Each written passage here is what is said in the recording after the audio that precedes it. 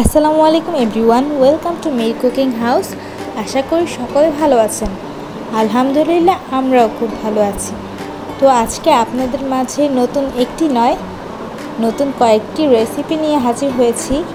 ভিডিওটি দেখে হয়তোবা আপনারা বুঝতেই পারছেন যে আজকে আমাদের রেসিপিগুলো কি হবে। ভিডিওটিতে দেখতেই পাচ্ছেন যে আমার শ্বশুর আব্বু আমাদের রেসিপিগুলো ট্রাই করে দেখছেন যে ঠিক কেমন হয়েছে। তিনি সবসময় আমার শাশুড়ির হাতে রান্নার প্রশংসা করেন, তাই আজকেও এর কোনো ব্যতিক্রম হয়নি। তো চলুন আমরা আমাদের আজকের রেসিপিগুলো আপনাদের মাঝে শেয়ার করি। আমাদের আজকের রেসিপিগুলো হচ্ছে তেলের পিঠা, চিতই পিঠা ও গরুর গোশত। এই জন্য প্রথমে একটি বোলের মধ্যে আমরা ভাতের চালের 4 কাপ পরিমাণ চাল নিয়ে নিলাম। আপনাদের কাছে যদি সময় থাকে তাহলে আপনারা আগে থেকেই চালটা ভিজিয়ে রাখবেন, আর হাতে যদি একদমই সময় না থাকে তাহলে আপনারা কুসুম গরম পানি ব্যবহার করতে পারেন। আর এখানে আমি ভাতের চালের সাথে আরও 2 কাপ পরিমাণ আতপ চাল নিয়েছি। এখন এগুলো আমি গরম পানিতে ভিজিয়ে রাখবো। চাল ভিজিয়ে নেওয়ার পর এবার আমরা গরুর গোশত রান্না করব। আর আজকের গরুর গোশতটা আমরা কুকারে রান্না করব। এই জন্য একটি কুকারে আমি প্রায় 1.5 কেজি পরিমাণ গরুর গোশত নিয়ে নিলাম। এরপর সব মশলা, 2 চামচ হলুদের গুঁড়া, 2 চামচ শুকনো মরিচের গুঁড়া, স্বাদ অনুযায়ী লবণ, 2 চামচ আদা বাটা, 2 চামচ রসুন বাটা, 1 চা চামচ কাঁচা জিরা বাটা, 1 চা চামচ গরম মশলা গুঁড়া, 1 চা চামচ ধনিয়া গুঁড়া ও হাফ কাপ পরিমাণ সয়াবিন তেল দিয়ে দিলাম। আর সর্বশেষ দিয়ে দিলাম 1.5 কাপ পরিমাণ কাটা পেঁয়াজ। এখন সবগুলো আমি ভালো করে নেড়েচেড়ে মিশিয়ে নিচ্ছি। আপনারা চাইলে হাত দিয়ে ভালো করে সবগুলো মিশিয়ে নিতে পারেন। আপনাদের কাছে আমাদের ভিডিওগুলো কেমন লাগছে তা অবশ্যই কমেন্ট করে জানাবেন।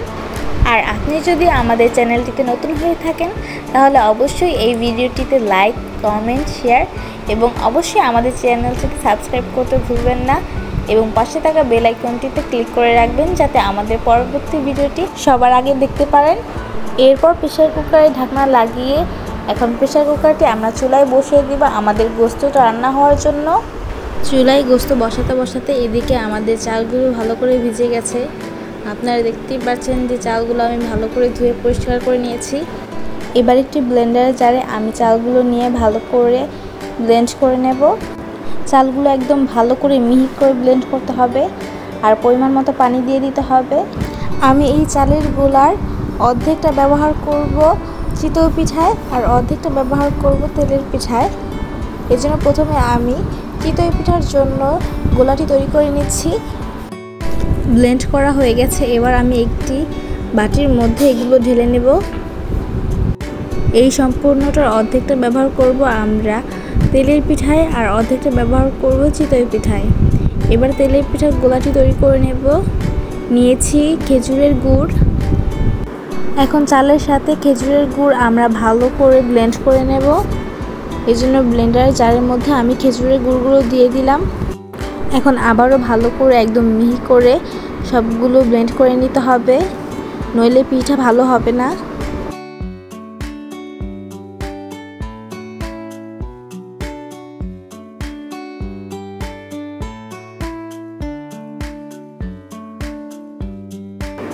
আমরা একদম ভালো করে ব্লেন্ড করে নিয়েছি। আপনারা দেখতেই পাচ্ছেন যে কতটা মিহি হয়েছে। এবার বড় একটি বাটির মধ্যে এগুলো ঢেলে নেব আর তেলের পিঠার গোলাটি তৈরি করে নেব। এবারে আমরা আগে থেকেই যেই অর্ধেকটা গোলা রেডি করে রেখেছিলাম তা এই গোলার মধ্যে মিক্স করে নেব। দিয়ে দিলাম 1 কাপ পরিমাণ কুড়ানো নারকেল, 1 কাপ পরিমাণ ময়দা ও সামান্য লবণ। এবার হাত দিয়ে ভালো করে সবগুলো উপকরণ ভালো করে মিশিয়ে একদম মসৃণভাবে গোলাটি তৈরি করে নেব।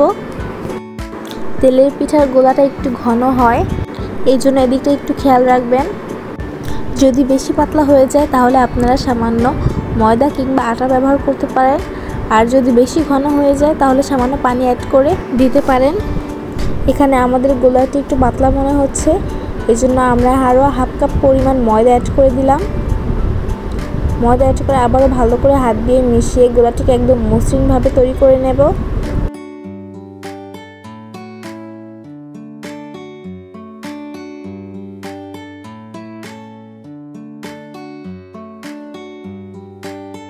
এবারে আমাদের গোলাটি একদম পারফেক্টভাবে তৈরি হয়ে গেছে।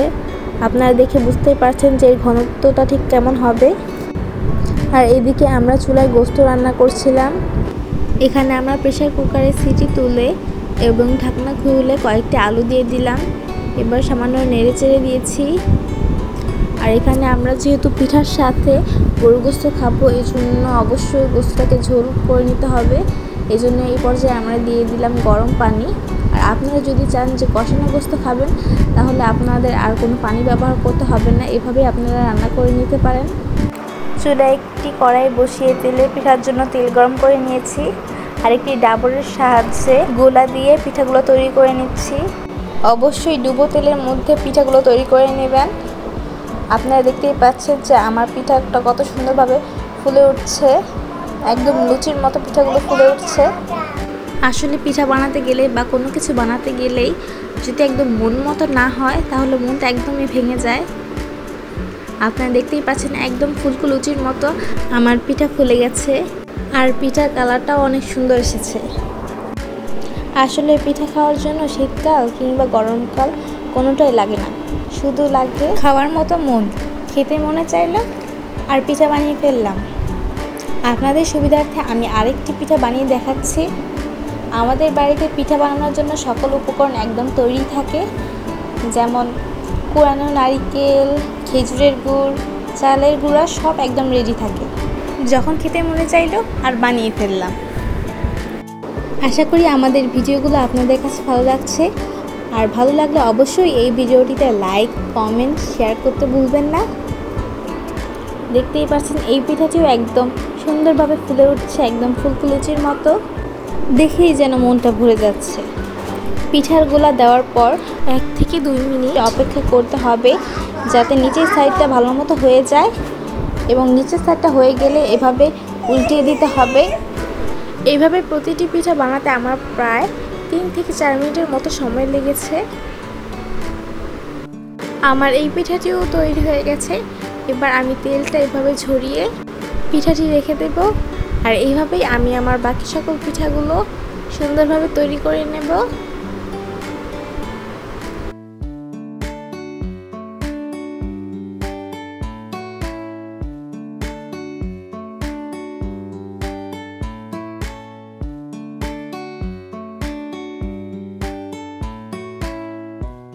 এইভাবে আমি আমার সবগুলো তেলের পিঠা তৈরি করে নিয়েছি।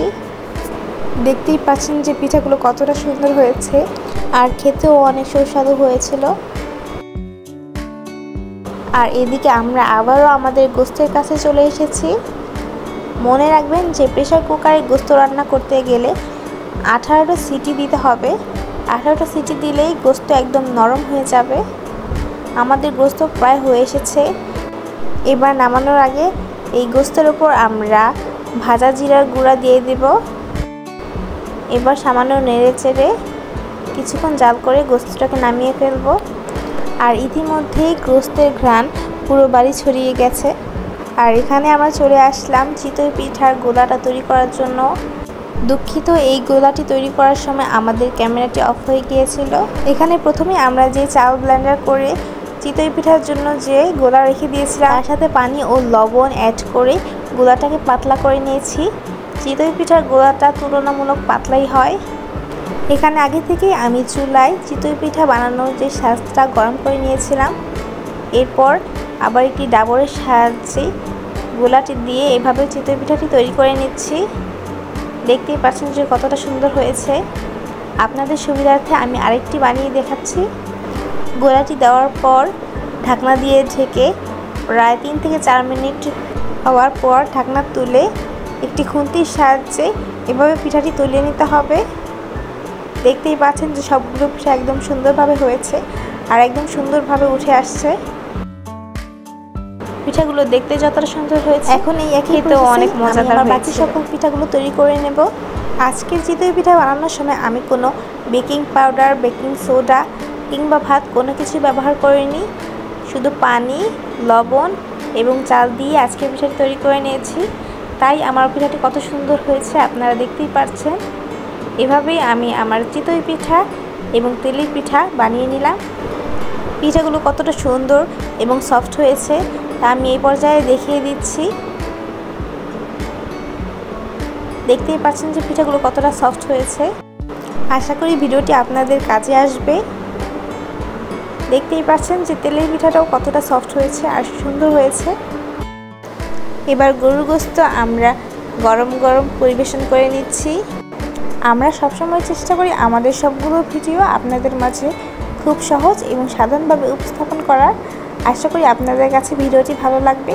আর ভিডিওটি ভালো লাগলে অবশ্যই আমাদেরকে কমেন্ট করে জানাবেন। এখানে আমার শ্বশুর আব্বু আপনাদেরকে খেয়ে জানাবেন যে কেমন হয়েছে আমাদের আজকের এই রেসিপি। আজকে এই পর্যন্তই। ভালো থাকবেন সবাই। দেখা হবে পরের ভিডিওতে নতুন এক রেসিপি নিয়ে। আসসালামু আলাইকুম।